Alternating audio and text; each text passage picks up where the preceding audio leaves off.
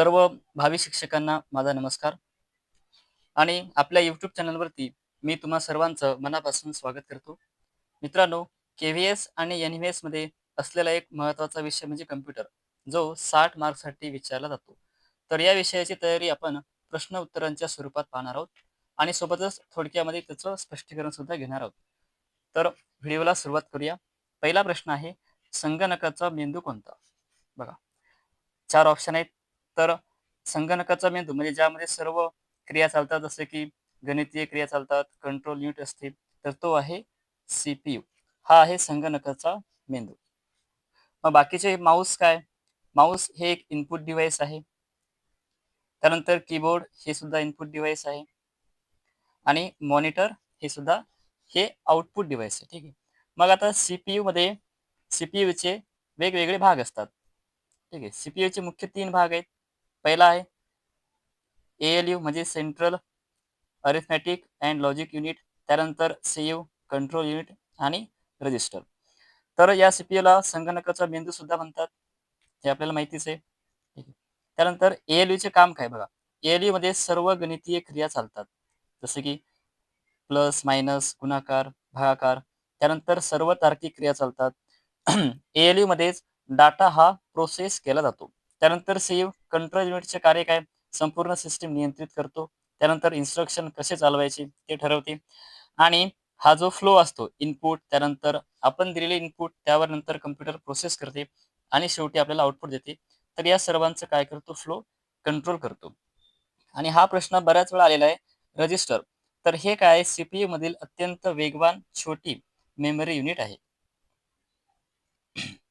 दुसरा प्रश्न आहे, सीपीयू मधील कंट्रोल युनिटचे कार्य काय?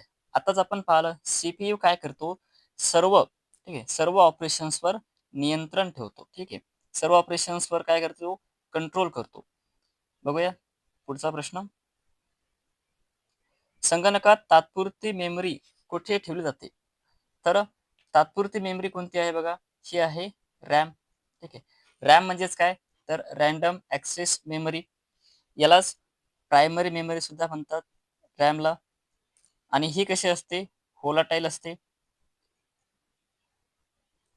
यालाच मुख्य मेमरी सुद्धा म्हणतात, मुख्य किंवा प्रायमरी एकच. आता ही होलाटाईल मेमरी आहे म्हणजे काय, जर याचा पॉवर सप्लाय कट झाला, म्हणजे जर लाईट गेली किंवा विद्युत पुरवठा बंद झाला किंवा खंडित झाला, तर यामधील सर्व डाटा हा इरेज होतो. आणि जितकी जास्त रॅम असते तितकी त्याची कार्यक्षमता अधिक असते. आपण मोबाईल घेताना जास्तीत जास्त रॅम असलेलाच मोबाईल घेतो, कारण जेवढी जास्त रॅम असते तेवढा काय असते, त्याची कार्यक्षमता ही अधिक असते. रॅम ही काय, व्होलाटाईल आहे. संगणक चालू असताना डेटा तात्पुरता साठवते. त्यानंतर रॅमचं आणखी वैशिष्ट्य काय, सीपीयूला काम करताना गरजेचा डेटा इथूनच मिळतो. संगणक बंद झाला की रॅम मधील सर्व डेटा हा इरेज होतो, म्हणजेच नष्ट होतो. त्यानंतर रोम बघा, आता रोम काय, ही एक रीड, याचा फुल फॉर्म आहे रीड ओनली मेमरी. आणि ही असते नॉन व्होलाटाईल, म्हणजे विद्युत पुरवठा खंडित जरी झाला तरी रोम मधील डाटा हा नष्ट होत नाही. जसे की आपल्या मोबाईलमध्ये काही ॲप्लिकेशन्स असे असतात की त्यांना आपण नष्ट करू शकत नाही, त्यांना आपण अनइन्स्टॉल करू शकत नाही. किंवा आपण जेव्हा मोबाईल स्विच ऑफ करून ऑन करतो, तेव्हा ज्या कंपनीचा तो मोबाईल आहे त्या कंपनीचं नाव येते, ते नाव आपण नष्ट करू शकत नाही. मग ती कोणती मेमरी आहे, तर ती आहे रोम. बघूया पुढील प्रश्न.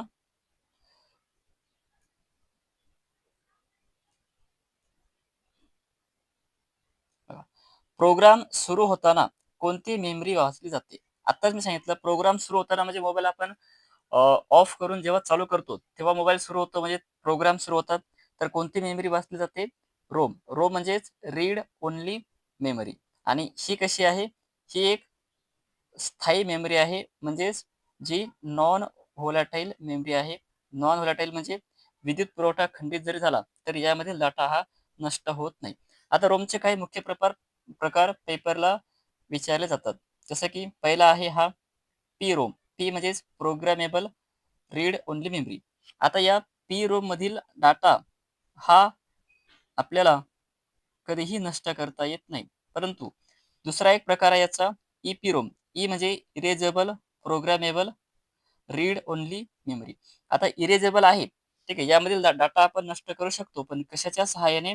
हा आपण अल्ट्राव्हायोलेट रेज, यूव्ही किरणांच्या मदतीने आपण EEPROM मधील डाटा नष्ट करू शकतो. त्यानंतर डबल EEPROM हे एक खूप महत्त्वाचं आहे. Electrically erasable programmable read only memory. म्हणजे आपण विद्युत पुरवठ्याचा किंवा इलेक्ट्रिक करंटचा यूज करून यामधील डाटा नष्ट करू शकतो. लायनेक्स कोणत्या प्रकारचे OS आहे? OS म्हणजे ऑपरेटिंग सिस्टीम. तर मित्रांनो, लायनेक्स हे एक ओपन सोर्स आहे. म्हणजेच जे सर्वांसाठी फ्री आहे. एकाच वेळी अनेक टास्क चालवणे म्हणजे काय?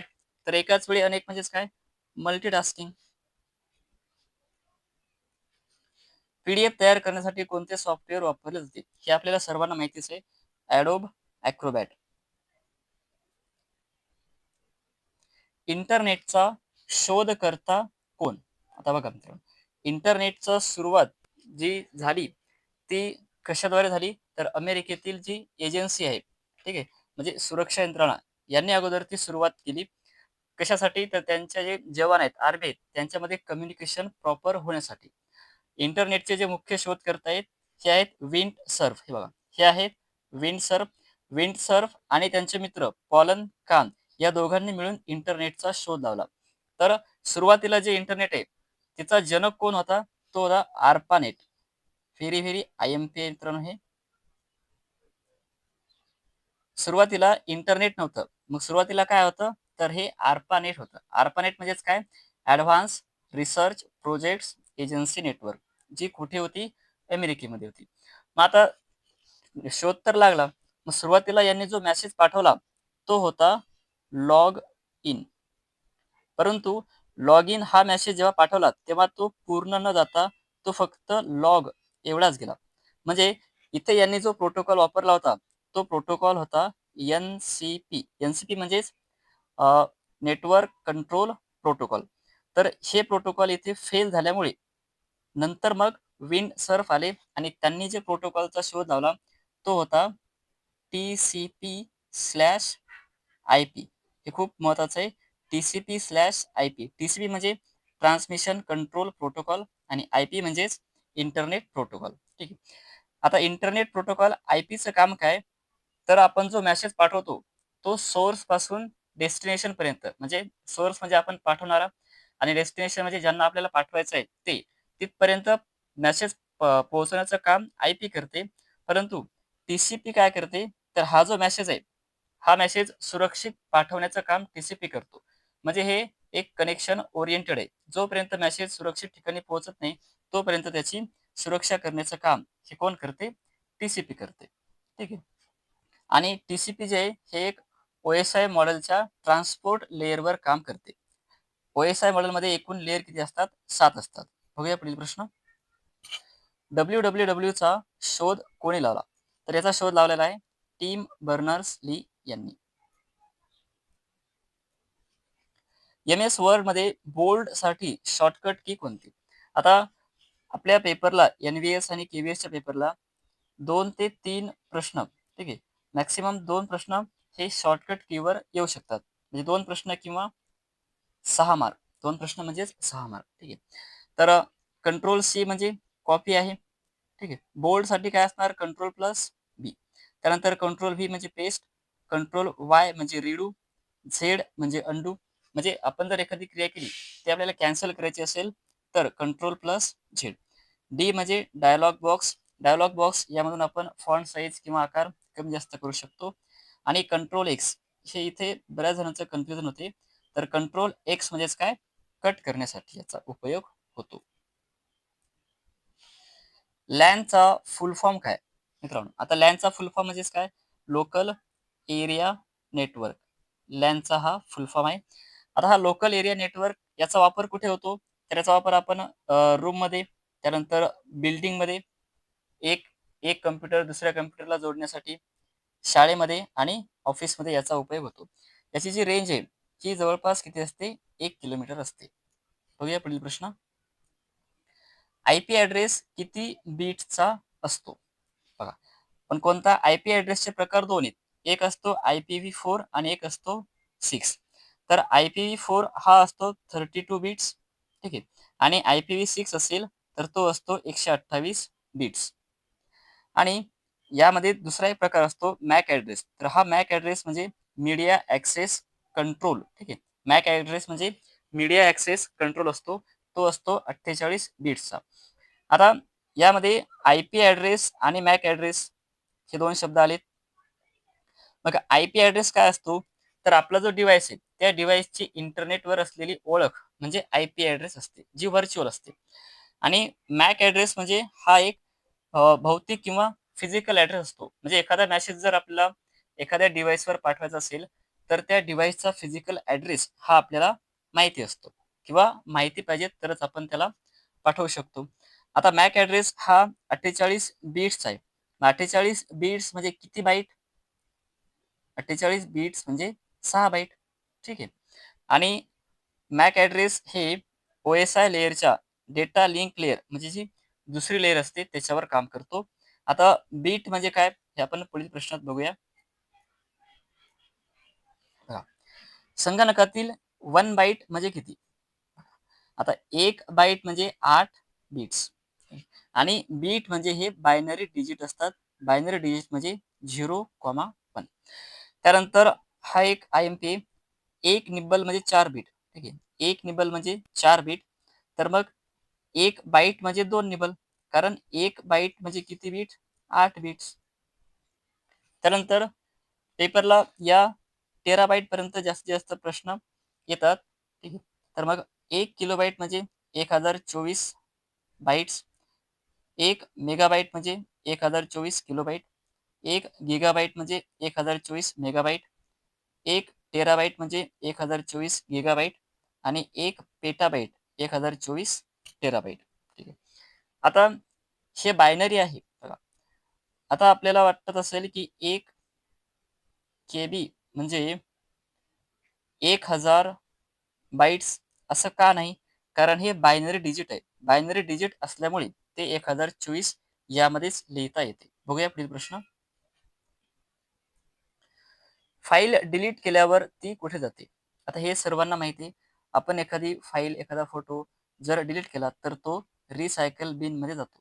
म्हणजे एखाद्या वेळेस आपल्याच्याने चुकून एखादी महत्त्वाची फाईल जर डिलीट झाली, तर ती रिसायकल बिनमध्ये स्टोअर होते आणि जेव्हा आपल्याला ती रिस्टोअर करायची असेल, तेव्हा ती आपण परत मिळवू शकतो. परंतु 30 दिवसांच्या आत, 30 दिवसानंतर ती फाईल ही परमनंटली डिलीट होत असते.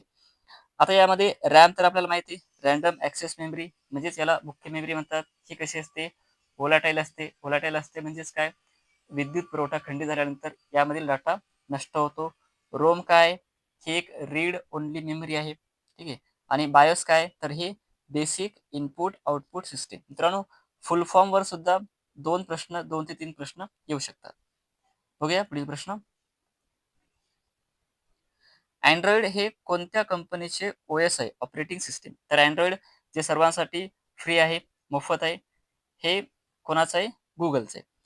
त्यानंतर Appleचं आहे बघा, मॅक OS, Microsoftचं आहे, विंडोज. त्यानंतर लायनेक्स जे आपण या अगोदरच्या प्रश्नामध्ये पाहिलं, जे फ्री आहे. लायनेक्स आणि AIX हे कोणाचे? IBMचे. IBMचा फुल फॉर्म आहे इंटरनॅशनल बिझनेस मशीन्स. एक्सेलमध्ये फॉर्म्युला नेहमी कुठल्या चिन्हाने सुरू होतो? बऱ्याच पेपरला हा प्रश्न विचारण्यात आलेला आहे. तर एक्सेलमध्ये फॉर्म्युला हा नेहमी इक्वलच्या साइनने सुरू होतो. HTML चे पूर्ण रूप काय? HTML म्हणजेच hyper text markup language. MS वर्डमध्ये स्पेल चेक करण्यासाठी शॉर्टकट की बघा, शॉर्टकट की यावर 2 ते 3 प्रश्न येतात. हे मी आधीच तुम्हाला सांगितलेलं आहे. तर स्पेलिंग चेक करण्यासाठी ज्या कीचा वापरतो ती आहे F7. त्यानंतर F1 आहे हेल्पसाठी. F2 आहे आपल्याला फाईल एडिट करायची किंवा रिनेम करण्यासाठी. त्यानंतर F10 मेनू बार ॲक्टिव्ह करण्यासाठी. F11 म्हणजे फुल स्क्रीन मोडसाठी. त्यानंतर F12 आहे सेव्ह ॲजसाठी. व्हायरसचे पूर्ण रूप काय? बघा, vital information resource under seize. संगणकामध्ये इनपुट डिव्हाइस कोणते? आता बघा, इनपुट आणि आउटपुट डिव्हाइस हे आपल्याला माहिती पाहिजे. मॉनिटर हे काय? आउटपुट डिव्हाइस आहे.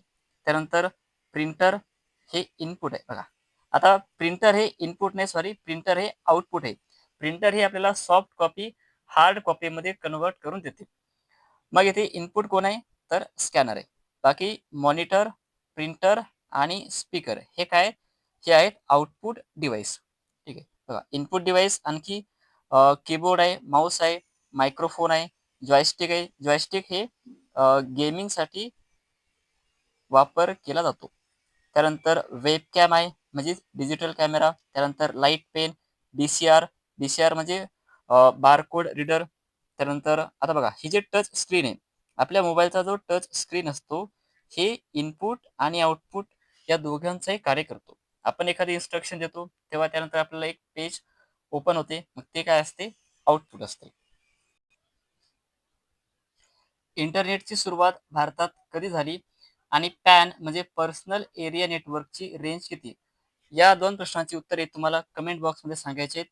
जर तुम्हाला हा व्हिडिओ आवडला असेल, तर व्हिडिओला लाईक करा आणि आपल्या गरजू मित्रांपर्यंत शेअर करा आणि चॅनलवर नवीन असाल तर सबस्क्राईब करायला विसरू नका. धन्यवाद.